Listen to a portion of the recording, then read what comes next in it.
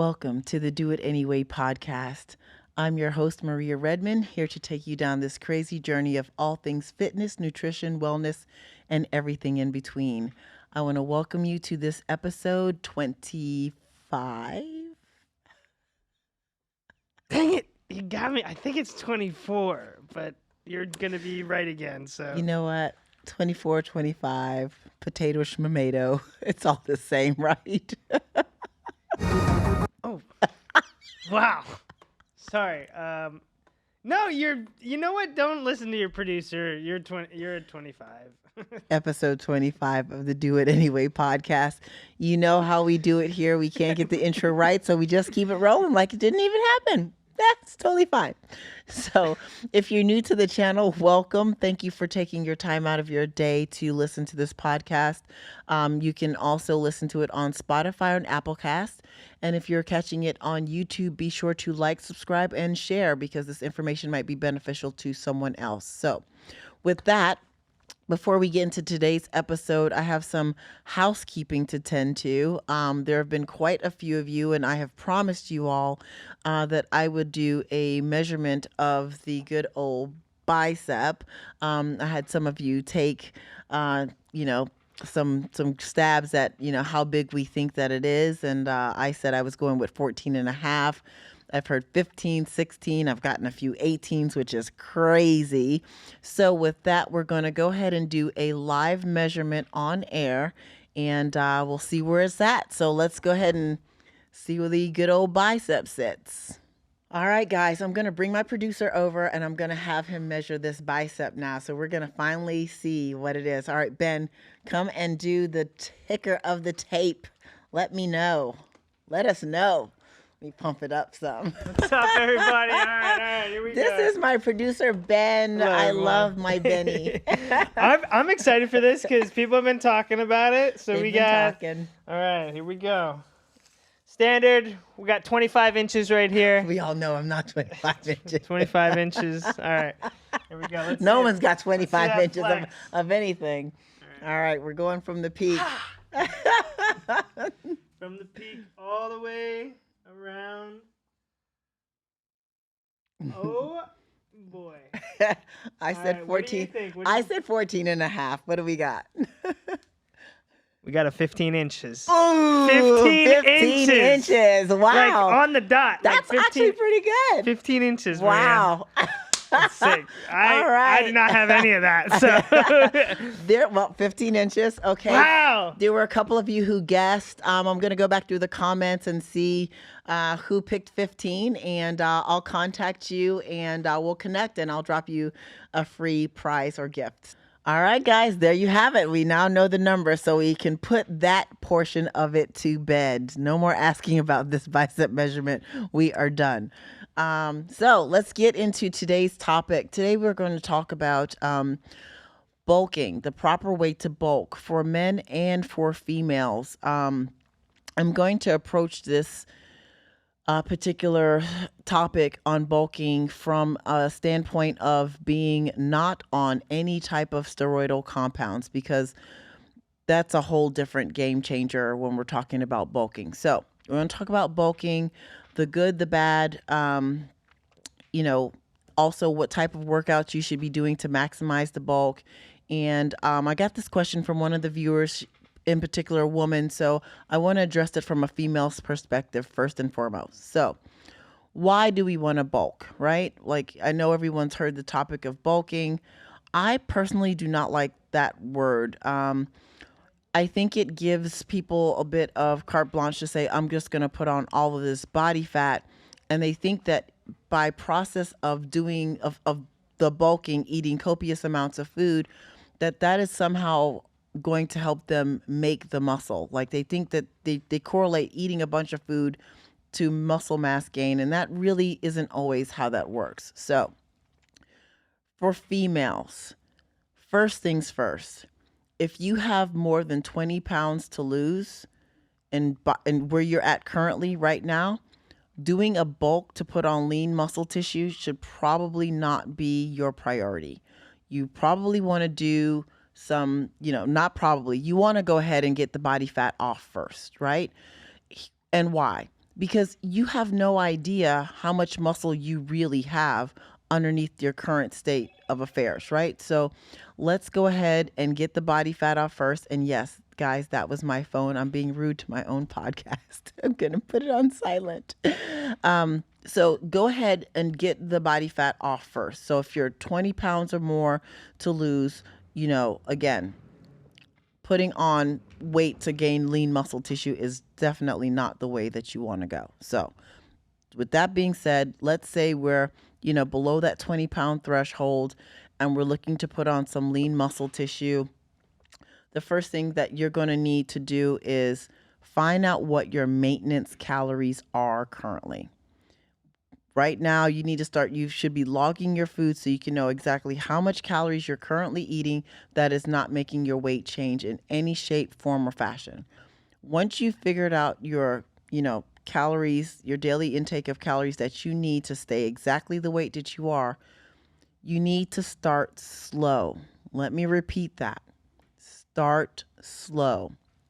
Only add 100 calories to your nutrition to start your bulk. Remember, this is a journey. It's a marathon, not a sprint. So you want to start slow. If you start bumping your calories up to 300, you're going to put on a great deal of excessive body fat and you're going to be very uncomfortable and very unhappy. And for females, you'll have to work exponentially harder when you get ready to go do your cut to get that body fat off. And if you're not an enhanced person, meaning you're not taking any steroidal compounds, all that work that you have to do to get the body fat off, you're going to end up burning muscle tissue. So it will all have been for naught. So listen to me. You're going to start off slow. 100 calories, 125 in calories maximum that you're going to add. Make your nutrition plan pretty balanced. So go with a 40% protein, 30% carbohydrate, 30% fat ratio. Do that. I find that nutritional protocol works best when you're trying to put on lean muscle tissue because the body's getting all 3 macronutrients, and by proxy of that is going to probably end up getting more micronutrients, which is what you also need to help build muscle. So we've got that all set. Now you want to make sure that you're going to hear a lot of this along the way. Hydration, hydration, hydration. You need to make sure that you're really optimizing your hydration. You want to maximize your sleep. If your sleep is not great, your recovery will not be good. And sleep is where the muscle's being made. I think often in our minds, when we first start going to the gym, we think we're doing all that lifting and that's what's really making the muscle. Actually, not so much. Now you're creating the damage to the muscle in the gym, but when you go to sleep is when the actual building blocks of all of that is happening. The actual repair of the muscle happens in your sleep. So if you are not optimizing sleep as a natural bodybuilder or natural athlete, gen pop, whatever, you are not going to put on any lean muscle tissue. It just won't happen. So 40-30-30 ratio on your nutrition plan, great hydration, great sleep, and then supplementation with creatine. Creatine monohydrate is going to be a great supplement for you to use. It's easy on the gut. It's tried, true, and tested. It's one of the most tested products on the market that really yields results. So start with that. 5 grams. I would kind of do something called front loading for females and my males. Front load 5 to 10 grams in the morning, then another 5 to 10 grams before the workout. And you're going to run that whole package that I just told you for about 3 to 4 weeks. You should be gaining about a half a pound to a pound each week. Cut the cardio. Let me say that. Don't put in any cardio. Maybe 1 day a week or 2 days at max of some walking just for cardiovascular health. But we're trying to create a surplus and keep as much of the surplus as possible. So cut out the cardio, nix it all together. Regular walking, completely fine, but don't start doing bouts of cardio, right?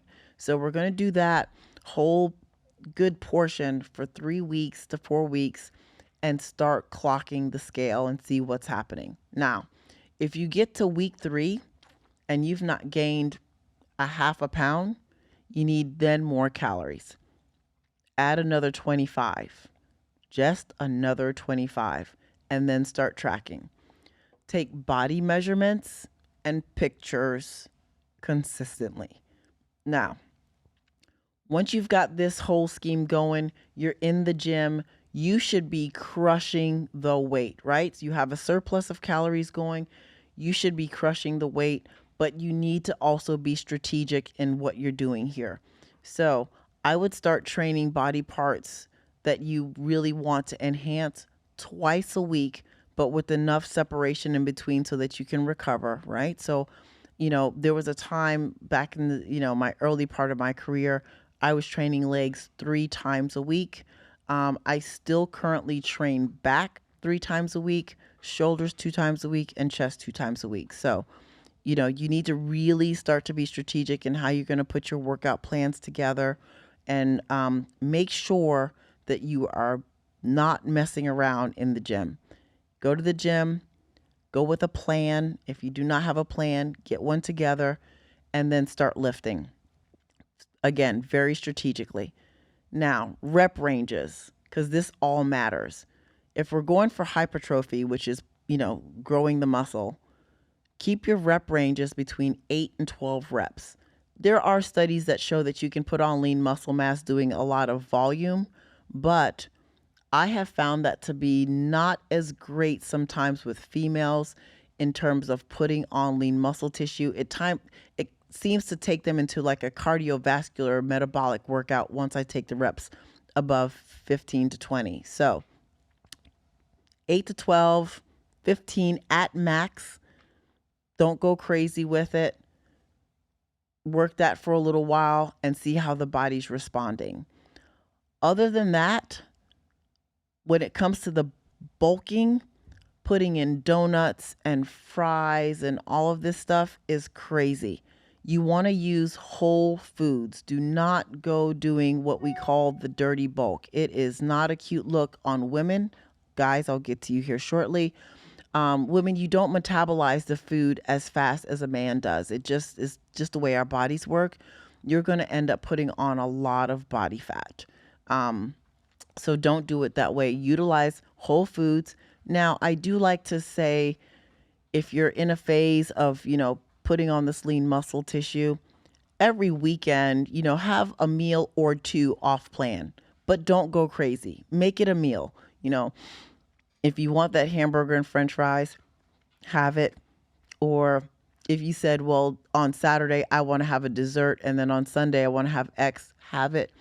Put those meals in your plan. It's perfectly fine. You have to have some mental sanity too, but place them higher in the day and place them on days when you're going to train large body parts so that you can absorb what you've eaten, right? So you're going to eat that and put it to work. Now, this does not mean you can have bad food every day and train a body part and absorb it. That's not going to work. 2 meals max per week, and then place them on large body part days and higher in the day is going to yield you your best results. Trust me when I tell you. So stay away from all the, going crazy and, I'm going to have a pint of ice cream and then having another pint and then cookies and all of that stuff. Sugar is going to be your enemy in this phase as a woman. Just stay clear and just do not do it. Make sure that you are also, what's going to be important in this phase is timing of your meals.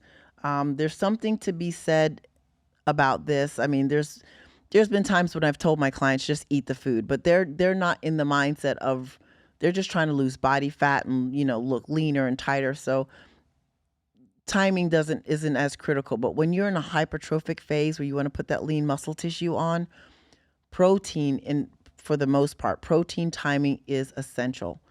Start to spread your meals out about every 2.5 to 3 hours and make sure you are not missing any of your protein. If you are missing the mark on the protein and the numbers that you're supposed to get in, You can kiss putting on lean muscle tissue goodbye. It's not going to happen. Make sure that you have more than enough protein centered around your workout.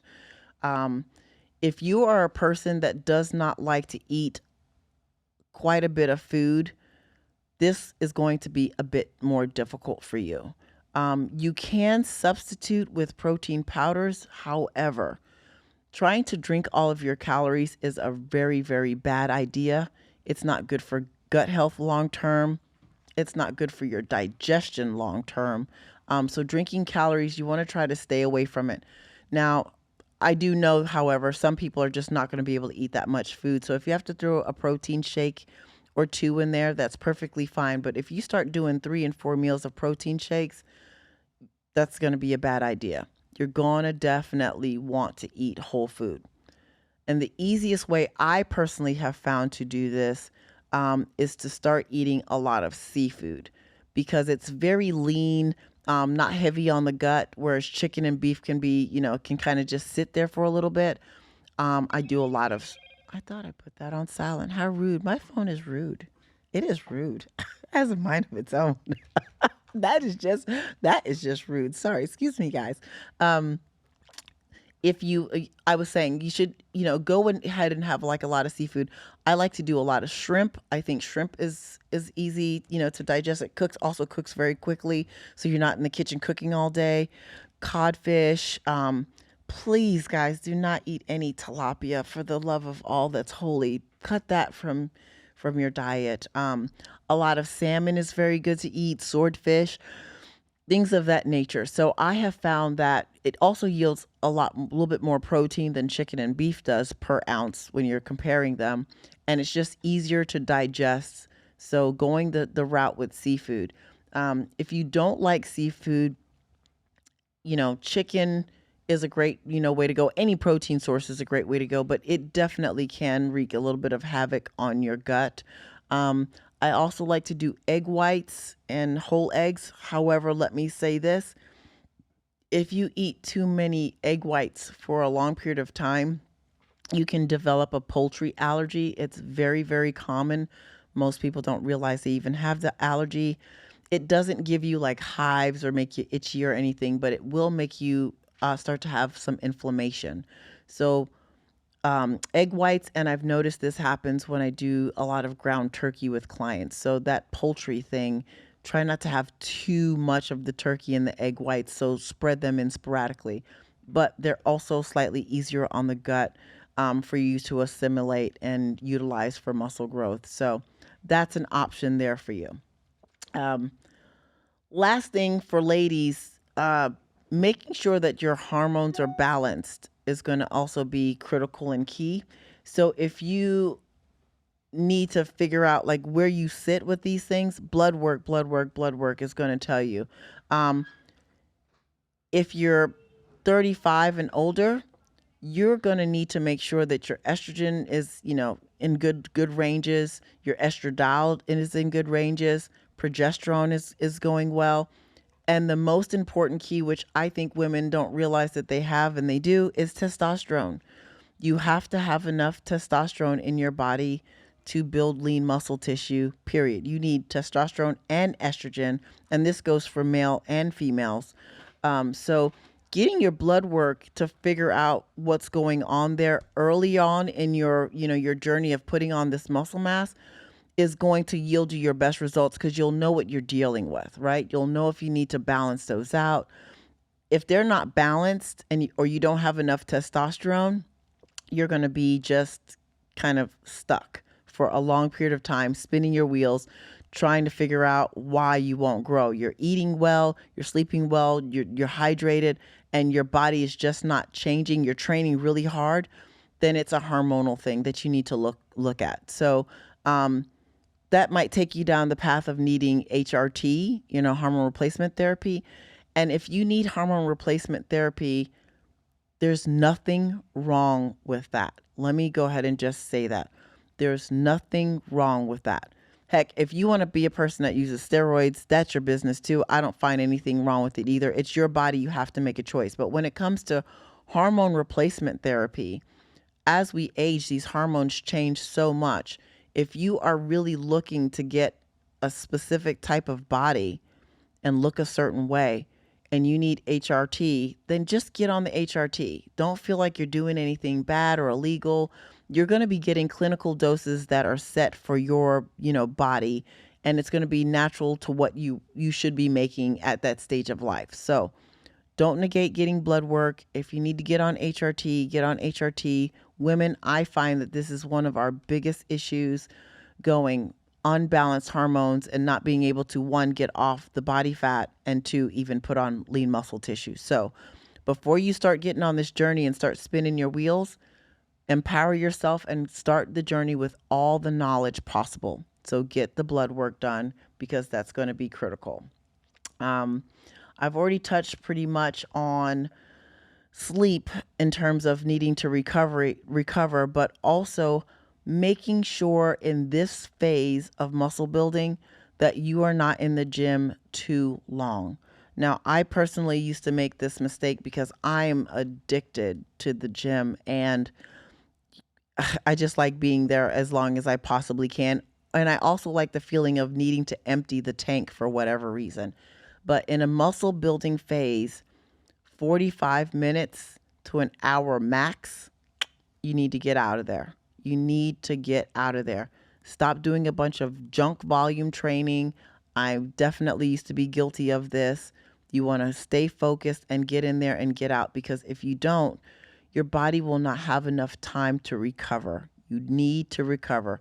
Lean muscle tissue needs recovery to grow. So make sure you are getting your recovery in there. Another thing, if I want to say this, if you are a plant-based, person or athlete, when it comes to your protein sources, lentils, chickpeas, tofu, tempeh, plant-based, protein shakes, those are going to be key to helping you put on the muscle mass. Stay away from all of those vegetarian snack foods. I mean, I see so many vegetarians that I know that come to me and they think that they're eating healthy just because they're a vegetarian, and they are eating a bunch of garbage snack foods, and they're getting absolutely nowhere with their physiques. As a matter of fact, they look worse. They're putting copious amounts of processed carbohydrates in, and it's just turning to a lot of glucose in the body. So don't make those mistakes. Pick the better protein sources within the plant-based realm and stay away from all those processed garbage things. That's just because it says vegan or vegetarian on it doesn't make it the right thing to have. There's garbage snacks in each class of food, so stay away from those. I touched on the cardio. I do want to say this. If you notice, if you've been doing the program and you're putting on body fat just a little too much, there is one thing you can do in terms of the cardio. You can add in a day of HIIT cardio, just the one day, and that will really help keep, body fat storage to a minimum. So throw a day of that in, only if you feel like you're putting on too much body fat. My rule of thumb for putting on the bulk is, once I can't see my abdominal, the outline of all of my abs, then I'm done. I'm done with the bulk at that point, because I'm going to start getting into body fat ranges that I personally don't want to be in. So I keep my calories where I'm at that point. I train harder. I do progressive overload. And what that means is every week when I'm training, I'm either adding more weight to my sets, or more sets, sometimes more reps. So that's progressive overload. Don't do all three. Pick one. If right now you're doing bench press, you're at 135, next week add 2.5 pounds to each side, and so on and so forth, and run that for about 4 to 5 weeks before you start saying, okay, now I'm at this weight, I'm going to add another set or maybe 2 extra reps. That's called progressive overload, and that's how you go about putting on the lean muscle tissue that you want to put on. So progressive overload is going to be key. Make sure you're following that protocol when you're in the gym, and you should have no problems. Again, remember, please don't go crazy. in the gym with a whole bunch of volume. And with that, that brings me to the gentleman side of things. Guys, if you're young, you're full of testosterone already.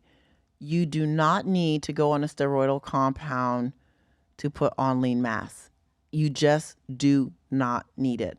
I have plenty male clients that I have transformed their bodies and they look quite well and fine and they're just as muscular because you're young. You do not need to cut off your own testosterone production to put a fake one in just to do the same process that you were going to do anyway. So, with that being said, stay away from that as long as you possibly can. There may come a point, when you get to your late 30s, 40s, that you start needing HRT. And if you then want to push the envelope with other things, you can make that decision then, but give your body a chance first to see what it can naturally do. So when guys bulk, the mistake that I see the most is you start eating everything under the sun, whatever you can get in your mouth. Now, if you're a hard gainer, like you're tall, like one of my boys, he's 6'5", and he's maybe 165 pounds soaking wet. He is ripped to the bone. He's just tall and lean and shredded, and he's a hard gainer. No matter how many calories you throw at him, it seems like he just does not gain a pound. So there are hard gainers. With hard gainers, you can do some junkier foods, but I'd like to tell you to try this first. Take your healthy fats up really high. Avocados, almonds, stay away from peanut butter, go to almond butter, macadamia nut butter. Start putting that into your diet first. Fattier, proteins like chicken thighs, chicken legs, salmon, maybe like a 85-15 ground beef. I don't really like to go below, that threshold, but start putting fattier meats and healthy fats into your diet, avocado oil, extra virgin olive oil, and let's see how long that works. Again, just like the ladies, you want to take pictures, you want to get body measurement, and you want to start tracking and see where you're going. But putting in like a bunch of burgers, French fries, you're mixing high fat, high poor quality fats with high processed carbohydrates. That's a great way to clog arteries, get heart disease, create high blood pressure. And you're trying to avoid all of that because you're not going to be worried about putting on any muscle at that point. You have health concerns that you now have to deal with. So stay away from doing the dirty bulk. It's really not necessary. For guys, I think you need to focus on whole foods, 6 to 7 meals per day. And when you get to the gym, stop looking like Johnny Bravo in the mirror every few seconds that you do a bicep curl. Get underneath the weight and really do the work. But also, don't go crazy doing a whole bunch of volume. Most of your bodies are not advanced. You're not designed for all of that volume. You don't need it. It's overstimulus, and the body won't grow if you do that. And I see a lot of young guys in the gym week in, week out, making these same mistakes. And sometimes I pull, them to the side and say, hey, you're doing too much, which is why your body's not changing. Whole foods, creatine supplementation, essential amino acids for both men and women, if we're going to do, that for supplementation, which helps keep muscle protein synthesis going. Could do a whole topic on that, but just throw it in there. Make sure you're eating your fruits and your vegetables. You need micronutrients. Just trying to go ahead and bulk off of chicken and rice or 10 bagels and beef is not the way to go, guys. It's just not. And I know there's going to be some bodybuilders that listen, that have coaches that give them that in their off season. And honestly, that is horrible for your body long term. You need to have all your protein sources, your fruits and your vegetables. If you're not getting those micronutrients in, your internal system will not work properly. So everything that you're trying to achieve, your body's not going to allow you to do it because it's too busy trying to just balance itself out on the inside. We are fine-tuned computers, and the body When it's missing something, I'm telling you, it's going to register it and it's not going to do what you want it to do. So make sure you're having a really well balanced nutrition plan. And gut health, gut health, gut health. You need to have that balance for sure. Take a prebiotic and a probiotic.